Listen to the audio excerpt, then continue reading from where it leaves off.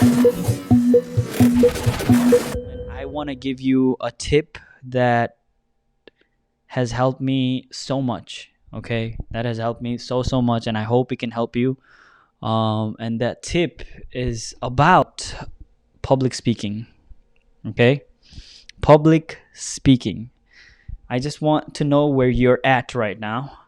I know some of you are freshmen. I know some of you are sophomores, juniors, seniors. If I were to ask you about public speaking, from one being really low, that you're really bad at public speaking, or five, you are awesome at public speaking, you are really good, like you're almost a professional. Five, where would you put yourself at?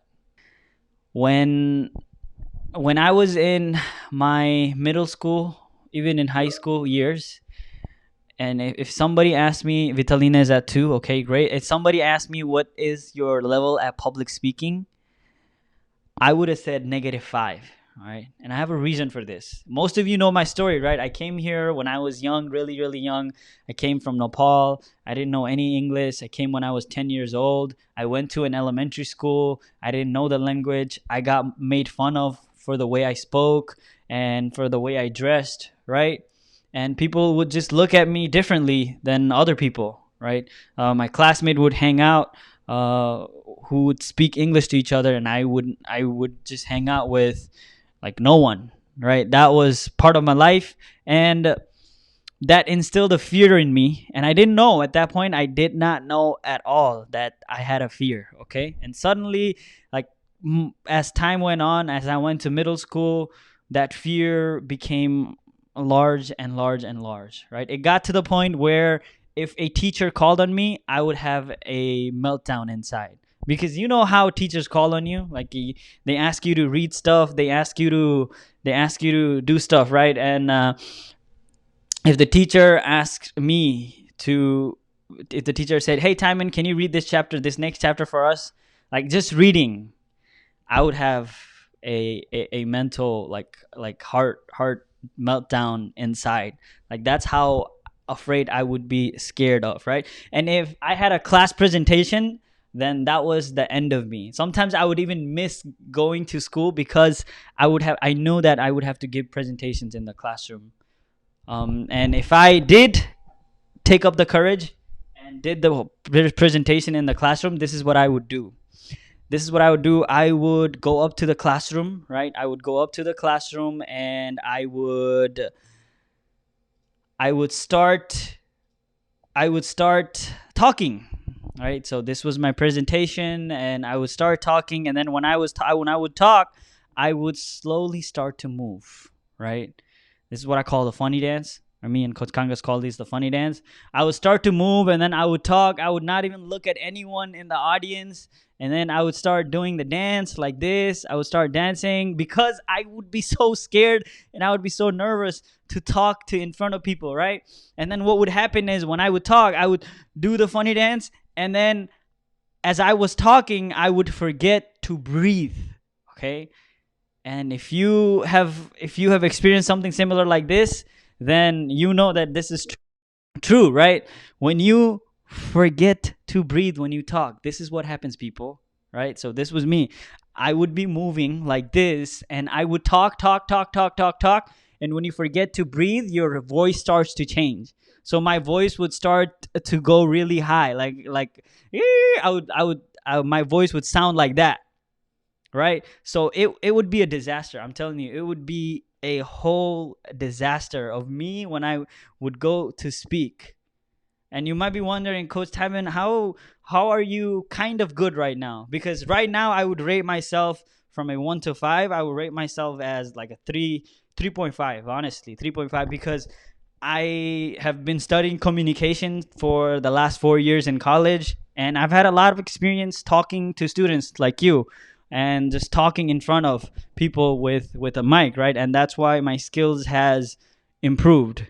And one of the number one reasons my public speaking is at a 3.5, or even I would say 4 right now, from a -5, is because I did something.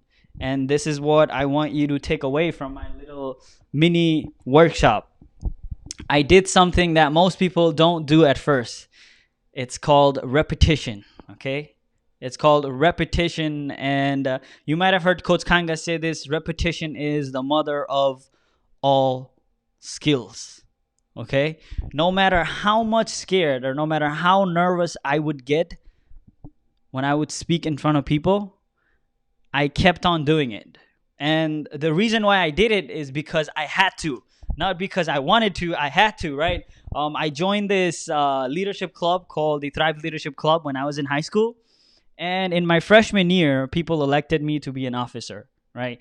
They were like, okay, he's a good kid. Like, let's elect him as an officer. In my freshman year, I became an officer. And people challenged me to be the president, right? You know how how your friends are in high school, like, hey, you should do this. And then I was like, okay, I don't know, I want to, I do it, I'll do it. My friends, like, it was a positive peer pressure, and I was like, okay, I'll go for president. But I was like, I had 30% hope of being elected as president because the people who I was running against were like seniors that had been in Thrive for 4 years, 2 seniors, 1 junior, right? And I was this skinny little sophomore, okay? And you know how you have to give a speech to be elected to be a president? I did the whole thing. I did the whole funny dance. I did the whole changing my voice because I forgot to breathe.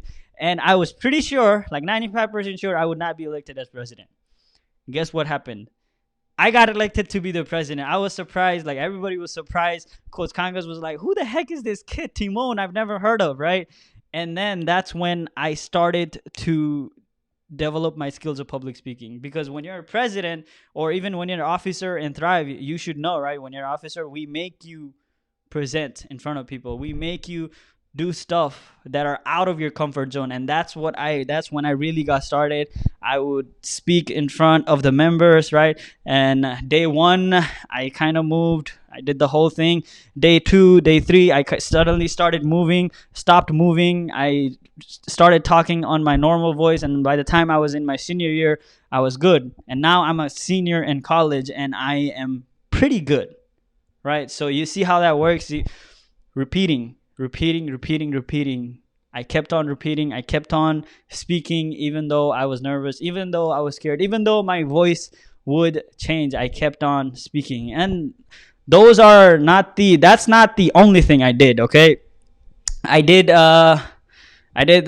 this thing called imagining something else. Okay, so this is what I would do. And if you said you are at a -1, or if you said you are at a 1.5 or a 2.5, or if you said a 2 or a 1, it doesn't matter. This is what you should do. Okay, the next time you have a presentation in a classroom and you start getting scared, and you start doing the funny dance, and you start having teary eyes, or you start changing the voice, and when you realize that, this is what you should do.